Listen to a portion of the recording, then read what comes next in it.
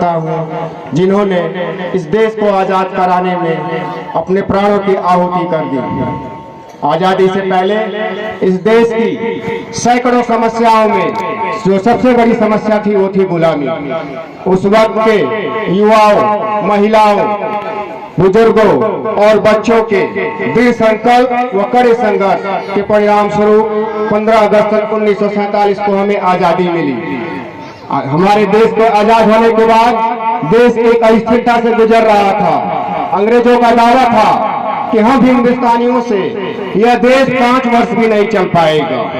इस देश को चलाने के लिए एक सशक्त संविधान की आवश्यकता थी, जिस संविधान के निर्माण हेतु संविधान सभा का गठन हुआ, जिसके मुख्य रूप से सदस्य डॉक्टर राजेंद्र प्रसाद, डॉक्टर भीमराव अंबेडकर, मौलाना अबुल कलाम आजाद, सरदार वल्लभ भाई पटेल इत्यादि थे। मान्यवर, दुनिया का सबसे बड़ा लिखित संविधान 2 वर्ष 11 महीने 18 दिन में पूरा कर इसे आज ही के दिन सन 1950 में लागू किया गया। तब से लेकर आज तक हर वर्ष इस दिन को गणतंत्र दिवस के रूप में हम मनाते हैं। आजादी के बाद भी हमारे देश की समस्याएं समाप्त नहीं हुई। गरीबी, भूखमरी, रोटी, कपड़ा, मकान, शिक्षा, स्वास्थ्य की बुनियादी जरूरतों से हमारा देश और हमारे देश का जन जन जूझ रहा था। रोटी की बात करें तो खेत वही थे, पर उनकी उपजाऊ शक्ति बहुत कम थी। किसान पानी के लिए सिर्फ वर्षा पर निर्भर रहता था। फलस्वरूप खेत बहुत कम अनाज पैदा कर पाते थे, जिसकी वजह से किसान का पूरा परिवार पेट भरने में असमर्थ था। जरा सोचिए कि जब अन्नदाता ही भूखे मर रहा हो तो बाकी देश की जनता का क्या हाल होगा। कपड़ा की बात करें तो सभी हिंदुस्तानी, बहुत से हिंदुस्तानी लगभग अपना शरीर ढकने में असमर्थ थे। शायद इसीलिए गांधी जी ने भी कसम खाई थी कि मैं भी जब तक पूरे हिंदुस्तानियों के शरीर पर कपड़ा नहीं आ जाएगा तब तक एक धोती में ही रहूंगा। स्वास्थ्य की बात करें मेरे प्यारे बच्चों, स्थिति इतनी बदहाल थी कि जब किसी व्यक्ति को मेडिकल इमरजेंसी की जरूरत पड़ती थी तब उसे गांव के लोग चारपाई पर लिटाकर मीलों दूर हॉस्पिटल की तलाश में ले जाया करते थे और रास्ते में ही मरीज दम तोड़ दिया करता था, क्योंकि उस वक्त हमारे नजदीक में कोई हॉस्पिटल या दवाई या डॉक्टर की कोई सुविधा नहीं थी। शिक्षा की बात करें तो दूर दूर तक कई गांवों में ढूंढने पर कोई पढ़ा लिखा व्यक्ति नहीं मिलता था। ऐसा हाल था हमारे देश का आजादी के बाद। लेकिन ऐसी 100 करोड़ समस्याएं थी जिनके आजादी के बाद तो हमने गुलामी से आजादी ले लिया, लेकिन इन समस्याओं से अभी भी हम जूझ रहे थे। लेकिन जिस तरह आजादी के दीवानों ने इस देश को आजाद कराया, ठीक उसी तरह इस देश के वैज्ञानिक, डॉक्टर, इंजीनियर, शिक्षक और सर्विस सेक्टर के तमाम लोग और तत्कालीन सरकार के दृढ़ संकल्प व कड़े संघर्षों के परिणाम स्वरूप हमारे किसान को ट्रैक्टर मिला, नया बीज मिला, खाद मिली, कीटनाशक दवाइयां मिली, जिसकी वजह से इस देश के खेतों में बहुत उपज बढ़ गई, जिससे अन्नदाता भी खुशहाल हुआ और इस देश के लोगों को भी 2 वक्त की रोटी नसीब हुई। स्वास्थ्य की बात करें तो इस देश के सभी लोगों को प्राथमिक स्वास्थ्य केंद्र मिला, एम्बुलेंस मिली। शिक्षा की बात करें तो जब देश के शिक्षकों ने पूरे देश के कोने कोने में शिक्षा का दीपक जलाया तो एक सामान्य से परिवार में जन्मी जनजाति समूह की बेटी इस देश के सर्वोच्च पद, राष्ट्रपति पद पर द्रौपदी मुर्मू जैसी व्यक्ति आसीन हुई। ऐसी हमने बहुत सारी चुनौतियों को सामना किया और हम आगे बढ़ते गए। लेकिन ऐसा नहीं है कि सारी समस्याएं हमारी समाप्त हो चुकी हैं। आजादी से पहले हमारी समस्याएं और थी और आजादी के बाद समस्याएं अलग थी और आज चुनौतियां बिल्कुल अलग हैं। आज की यदि बात करें तो आज भी गरीबी, भ्रष्टाचार, तकनीक के नाम पर दूसरे देशों पर निर्भर रहना और इस देश को अगर बात करें तो दीमक की तरह जो कोई चूस रहा है तो वो है इस देश की बेरोजगारी। आपको ये जानकर हैरानी होगी कि दुनिया का सबसे बड़ा यूथ 36 साल का यूथ हिंदुस्तान के पास है और उस हिंदुस्तान के युवा की हालत क्या है? हताश है, निराश है, परेशान है अपने भविष्य को लेकर के। सोचिए, लोग कहते हैं कि जिस ओर जवानी चलती है उस ओर जमाना चलता है, जिस ओर जवानी चलती है उस ओर जमाना चलता है। लेकिन हमारे देश की जवानी निराश है, हताश है, कैसे जमाना बदलेगा? परिस्थिति कारण क्या है? सबसे बड़ा कारण है कि सरकार के पास सीमित नौकरियां हैं और प्राइवेट सेक्टर के पास नौकरियां बहुत ज्यादा हैं। लेकिन प्राइवेट सेक्टर, कॉर्पोरेट की यदि हम बात करें तो कॉर्पोरेट और कॉलेज कैंपस एक दूसरे से कनेक्ट नहीं हो पा रहा है। कारण यह है कि कॉर्पोरेट को जिस तरह का कैंडिडेट चाहिए वो कॉलेज कैंपस दे नहीं पा रहा है, और जो कॉलेज को जिस तरह के स्कॉलर चाहिए उस तरह के स्कूल नहीं दे पा रहे हैं। इसका सबसे बड़ा जिम्मेदार हमारा एजुकेशन सिस्टम है। हमारा एजुकेशन सिस्टम टोटली जो है थ्योरेटिकल बेस है, प्रैक्टिकल बेस नहीं है। हमारे बच्चे को कॉन्सेप्ट तो पता है, लेकिन अगर एक उसको केस स्टडी दे दी जाए तो उसमें उस कॉन्सेप्ट को कहां अप्लाई करना है वो इस बात को नहीं जानता है, और यही कारण है सबसे बड़े फेलियर का हमारे देश में।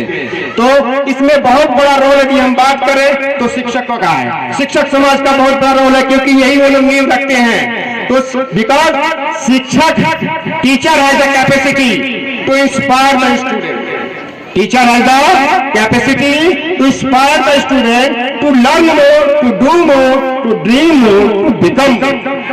शिक्षक ही वह ऐसा व्यक्ति है जो बच्चों के दिलों में उस उम्मीद की ज्योति को जला सकता है, बहुत कुछ करने की प्रेरणा को दे सकता है। लेकिन वो कैपेसिटी है क्या? वो कैपेसिटी है आपकी क्वालिटी। यहाँ पर बहुत से हमारा स्टाफ भी बैठा हुआ है और गवर्नमेंट सेक्टर के बहुत से शिक्षक बंधु हमारे यहाँ पर बैठे हुए हैं। तो वो कैपेसिटी क्या है? हमारी क्वालिटी। हमारी क्वालिटी कैसी होनी चाहिए? शिक्षक की you should be a role model for the students. आप स्टूडेंट्स के लिए रोल मॉडल होने चाहिए। आप छोटे छोटे बच्चों को गांव में या किसी घर में बात करते हुए सुनिएगा। बच्चे के जीवन में 3 लोग बहुत अहम होते हैं, माता पिता, दादा दादी और टीचर। छोटे छोटे बच्चे यदि बात करते हैं तो इन्हीं लोगों के बारे में बात करते हैं। उनकी पूरी की पूरी दुनिया इन्हीं लोगों के इर्द गिर्द घूमती है। तो हमारा जैसा व्यक्तित्व होगा उसका सीधा सीधा असर उस बच्चे पर पड़ेगा। और इसमें जो अहम है हमारी कथनी और करनी। शिक्षक के कथनी में और करनी में कभी भी अंतर नहीं होना चाहिए। छोटी सी बात कहूंगा, क्लास में आपने कल बोला कॉपी चेक करेंगे, आप कल आए लेकिन कल आपका मूड ऑफ था, आपने कॉपी चेक नहीं किया, तो इससे क्या होगा? बच्चे को लगेगा कि अगली बार भी सर ने जो बोला हुआ है ऐसा कुछ होने वाला नहीं है, मैं कॉपी घर छोड़ करके आता हूँ। तो आपके डिसिप्लिन को कभी भी वो फॉलो नहीं करेगा। दूसरी चीज, आप बेस्ट कम्युनिकेटर होने चाहिए। आप कम्युनिकेशन का मतलब होता है बातों का आदान या प्रदान। आप कितना बढ़िया बात करें, अपनी बात को इतनी आसान तरीके से बच्चों तक पहुंचाए कि बच्चा उस चीज को आसानी से समझ ले। जब समझेगा तब आपको जवाब देगा। सोशल प्लेटफॉर्म पर पटना वाले खान सर बहुत फेमस है, बच्चों के रोल मॉडल हैं। क्या कारण है? ऐसा नहीं है कि सिर्फ उन्हीं को पता है, बहुत से टीचर्स को उनसे ज्यादा पता है, लेकिन उनका लेक्चर को डिलीवर करने का जो तरीका है वो बहुत ही बेहतरीन है। बच्चों के माइंड लेवल पर जाकर के डिलीवर करते हैं, इसलिए बच्चे उनको रोल मॉडल अपना मानते हैं। तीसरी बात, आप जिस सब्जेक्ट के टीचर हैं आपके पास बहुत बेहतरीन कमांड होनी चाहिए। आप बेहतर से बेहतर अपना तैयारी करके आइए। आपके अंदर सीखने और सिखाने की क्षमता होनी चाहिए। आप सीखने और सिखाने पर विश्वास करते हो, रोज कुछ नया। आपको जिस सब्जेक्ट पर भी पूरी कमांड है, लेकिन इसका मतलब नहीं है कि आप उसमें निपुण हो गए हैं। उसमें रोज कुछ नया आप सीखते हो और रोज अपने बच्चे को कुछ नया सिखाते हो, तो आप बेस्ट टीचर बन सकते हैं। चौथी बात, आपका सोशल ग्राफ बहुत बेहतरीन होना चाहिए। बच्चों के प्रति आपका बहुत बढ़िया लगाव होना चाहिए। आपका क्लास में आने से बच्चे खुश होते हो और आपके जाने से बच्चे उदास होते हो। ऐसा नहीं है कि आपके पीरियड का इंतजार करते हो कि आएंगे तो बड़ा बोर होगा, ऐसा नहीं होना चाहिए। आपको लेकर के बहुत बड़ा एक्साइटमेंट बच्चों के अंदर होना चाहिए। पांचवी बात, आज जो मैं कहने जा रहा हूं इसको सभी शिक्षक समाज जरूर ध्यान से सुनिएगा। आपको साइकोलॉजिस्ट होना चाहिए। साइकोलॉजिस्ट होना चाहिए। क्लास एक ही है, 4th class, 8th class, 12th class, class एक ही है, लेकिन हर बच्चे का माइंड लेवल और माइंड से नॉलेज का लेवल अलग अलग है। कोई बच्चा एसएसटी में कमजोर है, कोई बच्चा हिंदी में कमजोर है, कोई मैथ में है, कोई कहीं स्ट्रांग है तो कोई कहीं वीक है। ठीक उसी तरह यदि आप किसी नर्सिंग होम, बच्चों का नर्सिंग होम पे जाके देखिए, डॉक्टर आता है तो क्या करता है, वो हर बच्चे को देखता है, सबको ऐसा थोड़ी बोलता है कि इस वार्ड में यही दवाई दे दो सारी, या उस वार्ड में सारी दवाई यही दे दो, ऐसा नहीं होता है। हर बच्चे का अलग केस है, बिल्कुल अलग केस है, कोई कहीं मजबूत है तो कोई कहीं मजबूत है। हमें साइकोलॉजी हमारी इतनी बेहतरीन होनी चाहिए कि बच्चे के चेहरे से पता चल जाए कि जो हमने बोला है वो समझ नहीं पाया बच्चा, हम दोबारा रिपीट करेंगे, हम दोबारा उसके उस लेवल पे जाएंगे जहां वो सुन सकता है और समझ सकता है। अगर ऐसा आप करते हैं तो निश्चय ही आप बहुत बेहतरीन रिजल्ट दे सकते हैं। और अंतिम बात शिक्षकों के लिए जो बोलने जा रहा हूं, आप बहुत बड़े बेहतरीन मोटिवेटर होना चाहिए, इतने बेहतरीन मोटिवेटर कि बच्चे का मूड घर से ऑफ होके आया है, किसी बात पर घर में किसी ने कुछ कह दिया, लेकिन घर आने के बाद, वो स्कूल आने के बाद इतना एनर्जेटिक हो आपकी बातों से कि वो सारी बातों को बोलकर अपने चैप्टर पर ध्यान दे, अपने टॉपिक पर फोकस करे। इस तरह का मोटिवेटर आप होने चाहिए। बच्चों की थकान उतारना 2 मिनट का काम होता है टीचर का, अगर वो नहीं आपको आता है तो आप टीचर नहीं बन सकते हैं कभी भी। बच्चों के भविष्य निर्माण की बात करें तो शिक्षकों से ज्यादा माता पिता का रोल है। कैसे है, मैं अभी बताता हूं उस बात को। माता पिता भी 4 प्रकार के होते हैं हमारे समाज में। पहले होते हैं अथॉरिटेरियन, अथॉरिटी, जो बोला वही कर, जिस कलर का कपड़ा मैंने बोला वही पहनोगे, जो मैंने बोला वही खाओगे, जहां मैंने बोला वही जाओगे। ऐसा करने से बच्चे के अंदर लीडरशिप की क्वालिटी नहीं बनती है। बच्चे का मन कुछ और है, वो आपके दबाव में आकर आपसे गैप बना लेता है, धीरे धीरे वो गैप बढ़ता जाता है। और एक दिन ऐसा आता है कि जब वही बच्चा बड़ा होता है और पूछता है कोई समाज में उससे कि क्या करोगे, नौकरी पे कहीं जाओगे कि यहीं रहोगे, तो बोलता है कि पापा से पूछ के आऊंगा। इसलिए कि जिंदगी भर उसके पापा ने उसको वही बताया, हर बात के लिए टोका है। बाजार जाएगा तो 100 बार फोन करके बोलेंगे ऐसे नहीं ऐसे करना, ऐसे नहीं ऐसे करना। बच्चे की लीडरशिप की क्वालिटी को अगर डेवलप करना है तो आपको बच्चे पर पूरा भरोसा करना होगा, उसकी बातों को सुनना होगा।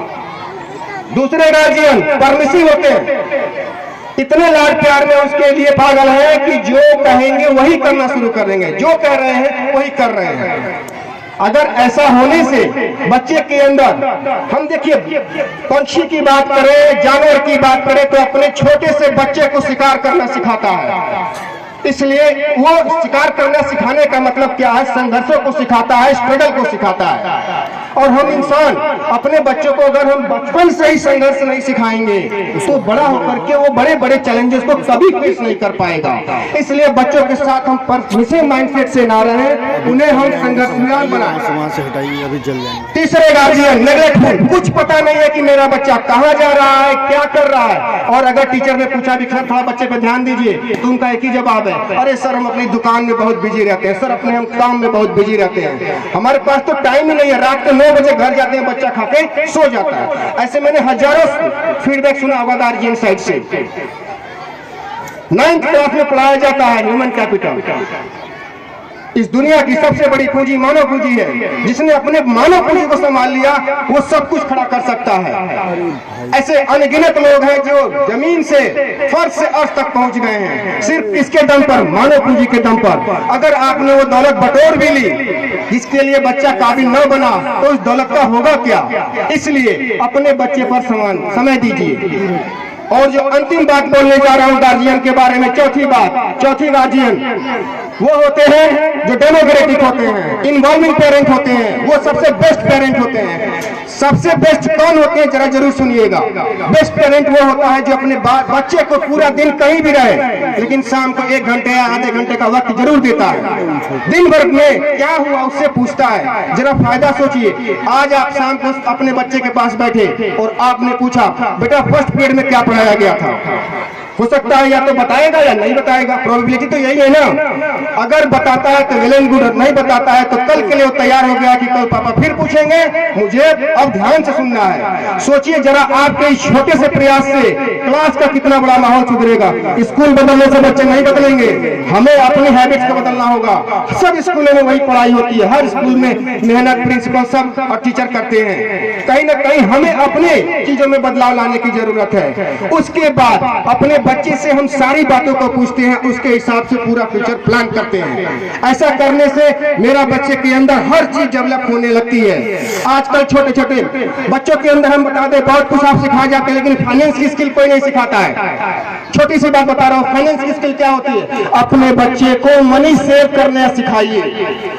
तुमको गुब्बारा चाहिए, तुमको गुब्बारा चाहिए, तुमको खिलौना चाहिए, तुमको हेलीकॉप्टर चाहिए, definitely I will provide it, लेकिन आफ्टर सम टाइम।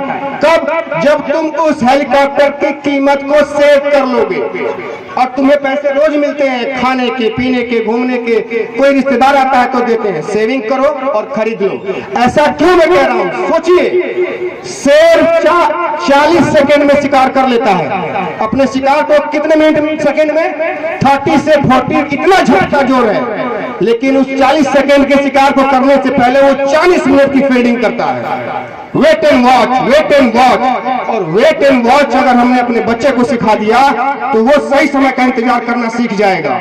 आज बहुत से बच्चे ऐसे हैं, जो बहुत से बड़े लोग हैं जो सही समय का इंतजार ही नहीं जानते। पैसा आया तुरंत खर्च, पैसा आया तुरंत खर्च, और फिर 4 महीने बाद परेशान।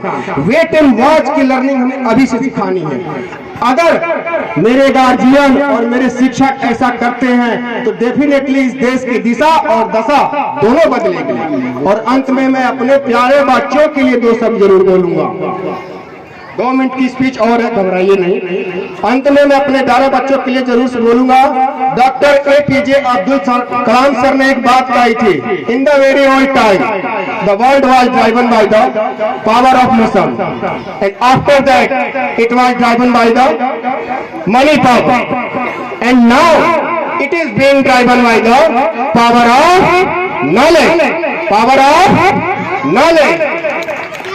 पहले दुनिया ताकत से चलती थी, शरीर की ताकत से चलती थी, उसके बाद इंजन दुनिया पैसों से चली, और आज दुनिया ताकत से चलती है, ज्ञान की ताकत से चलती है। आज अमेरिका, जापान, चाइना की इकोनॉमी हमसे बेहतर है। ऐसा क्यों है? ऐसा इसलिए है कि उन्होंने शिक्षा पर ज्यादा से ज्यादा जोर दिया, शिक्षा पर ज्यादा से ज्यादा जोर दिया। और हमने शिक्षा के साथ, हमने शिक्षा के साथ पाखंड को भी ज्यादा जोर दिया, अंधविश्वास को भी जोर दिया। मैं एक छोटा सा उदाहरण देता हूँ। रात के समय में अपने घर से कहीं बाहर जा रहे हो और अगर पुल पड़ता हो और वहां से एक आवाज आती हो तो उनके लिए वो शोध का विषय है, रिसर्च का विषय है। और हमारे लिए भी कुछ लोगों के लिए शोध का विषय है, और बहुत सारे लोगों के लिए सोखा और ओझा का विषय है कि आवाज कैसे है। तो यानी हमारा माइंड क्या है? Dual mind. हम साइंस पर भी विश्वास कर रहे हैं और अंधविश्वास पर भी। हम गाड़ी खरीदते हैं 20 लाख की सेफ्टी के लिए और बहुत भरोसे के साथ उस गाड़ी में 150 की स्पीड से चलते हैं एक्सप्रेस वे पर, लेकिन साथ में एक नींबी मिर्ची भी लटका के रखते हैं कि सामने से बड़ा आएगी तो ये नींबी मिर्ची हमको बचाएगी। इस तरह का ड्यूअल माइंड हमें रन आउट कर रहा है। इस तरह का ड्यूअल माइंड क्रिकेट में होता है ना, यस और नो, रन लूं कि ना लूं, और वो प्लेयर रन आउट हो जाता है। तो कहीं ना कहीं हम पिछड़ रहे हैं। साइंस ही, विज्ञान ही सत्य है, इसको जितना जल्दी हम जान लें उतना बेहतर होगा। गुरुकुल का एक सबसे बड़ा वादा है, गुरुकुल का एक मोटो है, आधुनिक शिक्षा के साथ अपने बुजुर्गों का संस्कार देंगे। तो संस्कारों की जब बात आती है तो मैंने 4 दिन पहले एक देखा, अपने स्कूल का केस है। LKG के 2 बच्चों में से एक बच्चा आया और हमारे मिश्रा सर हिंदी के अध्यापक हैं, उनसे आके शिकायत किया कि सर उसने मुझे को मारा है। उन्होंने बुलाया, उन्होंने कहा दूसरे बच्चे को जिसने मारा था वो भी सामने था। उन्होंने बुलाया और बुलाने के बाद बोला, बेटा क्यों मारा आपने? तो बोल रहा कि सर नहीं मारा। फिर उन्होंने बुलाया, बेटा ऐसे क्यों बोल रहा? सर नहीं मारा। और फिर तीसरी बार सर ने को बोलना पड़ा कि अरे बेटा गुस्सा क्यों कर रहे हो? एटीट्यूड देखिए बच्चे का, अपने टीचर के साथ किस तरह कर रहा है, वो माता पिता के साथ कैसा करता होगा। आज छोटी छोटी बातों पर बच्चे जो है नाराज हो जाते हैं, उनका ईगो सामने आ जाता है। मम्मी ने किसी बात के लिए अपने बेटा या बेटी को कुछ कह दिया तो शाम के टाइम खाना नहीं खाएंगे, और पापा ने वो बात अगर फोन पे पूछ दिया कि कैसा हुआ तो पापा से बात नहीं करेंगे, और वो शिकायत अगर स्कूल तक आ गई तो स्कूल भी अच्छा नहीं है, अगली बार चेंज कर देंगे। बेटा आपको ऐसा नहीं करना चाहिए, क्योंकि ये आपके गार्जियन है, आपके शुभचिंतक हैं। छोटी सी कहानी सुनाता हूँ। एक बार जंगल में एक गाय चर रही थी, थोड़ी देर बाद शेर आया और उस पर झपट गया। गाय अपनी जान बचाने के लिए भागी और आकर दलदल में फंस गई। शेर भी उसके पीछे भागा, वो भी आया, वो भी दलदल में फंस गया। फंसने के बाद गाय उसको हंसने लगी, बोली अरे शेर तू तो फंस गया। तो शेर ने भी कहा कि तू क्यों खुश होती है, फंस तो तू भी गई है, तू भी मरेगी। उसने कहा नहीं रे, शाम को तुझे पता चलेगा। शाम के टाइम जब मालिक ने देखा कि मेरी गैया वापस नहीं आई है, तो उसने गांव के कई लोगों को इकट्ठा किया, इकट्ठा करके जंगल में गया और ढूंढते ढूंढते उसे गाय मिल गई। थोड़ी दूर पे शेर भी था। उन्होंने रस्सी और बांस के सहारे उस गाय को बाहर निकाल लिया। बाहर निकालने के बाद गाय ने बोला शेर से, रे शेर तुझे मैंने बोला था ना कि तू शाम को देख लो, देख मेरे मालिक आया, मुझे निकाल कर ले गया। तो जिसको संभालने वाले होते हैं वो दलदलों में नहीं डूबा करते हैं, तो संभालने वाला मेरा मालिक है। ठीक उसी तरह आपको संभालने वाले आपके माता पिता और आपके शिक्षक हैं, यकीनन कभी आपको किसी दलदल में डूबने नहीं देंगे। मैं आपके और इस देश के उज्जवल भविष्य की कामना करते हुए इस मंच से विदा लेता हूँ। धन्यवाद।